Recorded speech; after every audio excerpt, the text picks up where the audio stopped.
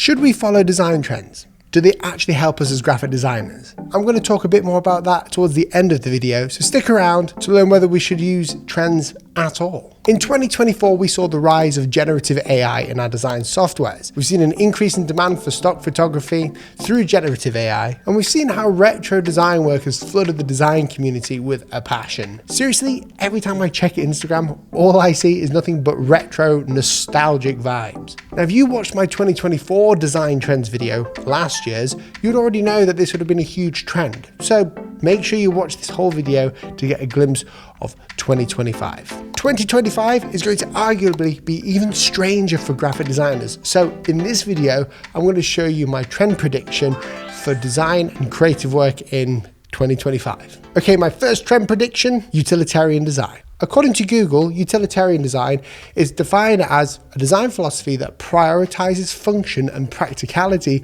over aesthetics. The term utilitarian comes from the Latin word utilitas, which means usefulness or profitableness. In 2023 and 2024, there was an increase in minimal utilitarian design throughout the whole design space. This is a philosophy rather than an actual design style, and it was derived from brutalism, meaning raw concrete in French. Now, the idea of utilitarian design is function over form. The main priority for this philosophy is to be raw and to be honest, with an emphasis on accessible design. We've seen brands like Huel, Apple, IKEA, and North Face take this design style and run with it for a while. This year, we're seeing more UI layouts and branding taking on this anti-design, anti-brand approach, which makes a lot of sense. We live in a world where many brands are adding to the designs to stand out, rather than standing out from their competitors by stripping down their design language to a visually pleasing and simple aesthetic. 2025 prediction number 2, animated everything. There's been a huge upsurge over the last few years in animating traditionally stationary graphic design work. We're seeing more animated posters, more animated branding assets and logo designs than ever before. So my prediction for 2025 is that we'll see a huge upsurge in animated design. We're all used to creating a poster or a logo. However, because of social media, designers are using motion to make their work even more engaging. And this is definitely down to traditional designers using more advanced softwares and technologies. Maybe another reason for this increase is for enhanced storytelling. Animation and motion graphics allows for more immersive storytelling by adding narrative layers to otherwise static designs. For example, an animated infographic can guide viewers step by step through data in a way that's more engaging and digestible. The impact of this is more effective communication. This video is sponsored by Skillshare. The most important thing creators can do is to continue developing their skills. And there are online courses now for pretty much everything. Skillshare is the largest online learning community for creators, with thousands of classes led by industry experts across film, illustration, design, productivity, and so much more. If you're watching this video, there's a good chance that you'll like my own Skillshare original class, Iconic Logo Design, Brainstorm and Refining Unique Concepts. My class is all about generating unique logo design ideas and how we refine them to get them client ready. We talk about refining unique concepts. We talk about methods and techniques you can use to generate even more ideas. If you would like to get 1 month of Skillshare for completely free, click the link down below in the description. The first 500 people that use my link will get a 1 month free trial of Skillshare, so you can watch any and all classes on there, including my own. So enjoy your free trial, give them a go, and thank you Skillshare for sponsoring this video. This next trend prediction is going to be pretty obvious. Number 3, generative AI. Gen AI is going nowhere anytime soon. In fact, as predicted from last year and the year before, it is becoming increasingly more prominent in the design space. Over the last year, we've seen nearly every creative platform and every company utilizing AI to speed up their workflows and offer more problem-solving features. In fact, the biggest updates to Adobe's design software has been the implementation of generative AI. So you can now use text to vector in Adobe Illustrator, and you can generate whole images in Photoshop. Whilst last year we saw that most professional designers would use AI as a way of speeding up mundane tasks and workflows, maybe for selecting objects or removing your X from an old photograph, we're now seeing the start of major companies using AI to create insanely cool imagery and improve their product design. Seriously, look at this Nike stuff, it's insane. And stock photography is albeit being replaced by generative AI.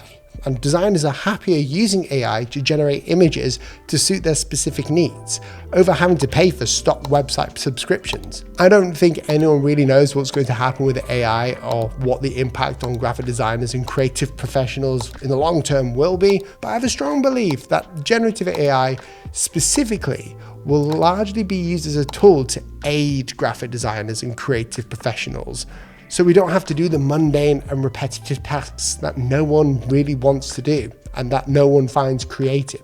Trend prediction number 4, handcrafted imperfect design. With consumers now more conscious than ever about our environment and the impact of corporations on it, companies are switching to an image of sustainability. As a result, we're seeing a rise in hand-drawn, handcrafted design. But why does this present an image of being sustainable? Well, naturally, the world is full of imperfections. It doesn't conform to any kind of known structure. You won't see a forest present itself as a bento grid or a valley form with perfect symmetry, and yet both are still beautiful despite their imperfections. It is authentic and grounded, which is something brands want customers to associate with their own brand and products.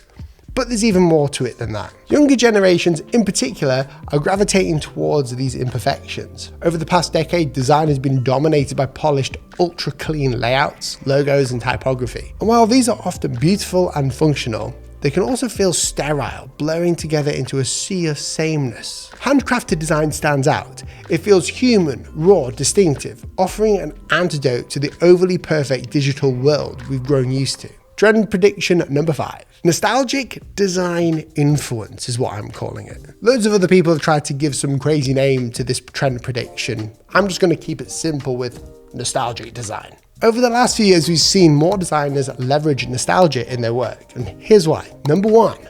Emotional connection and comfort. Nostalgia evokes positive emotions by reminding people of a simpler, happier time. For millennials and Gen Z, the 90s and the early 2000s represent their childhood or early formative years. These visuals trigger a sense of comfort and familiarity in an uncertain, fast-paced, crazy world that we live in.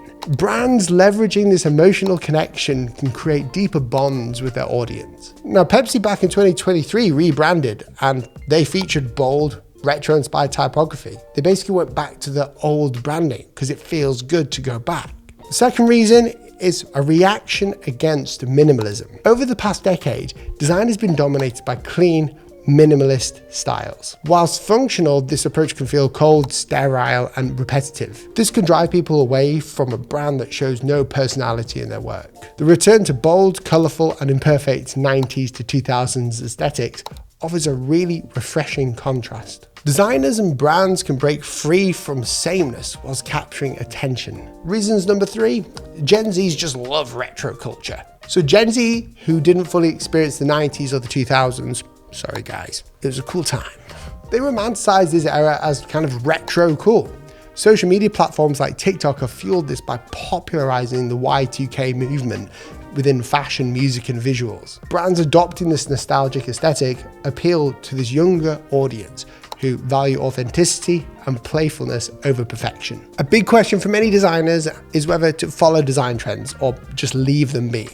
As designers have a complicated relationship with these trends. On one hand, design trends look great on social media, but on the other hand, they don't particularly work in the real world with clients. For me, I don't particularly stick with trends, and here's why.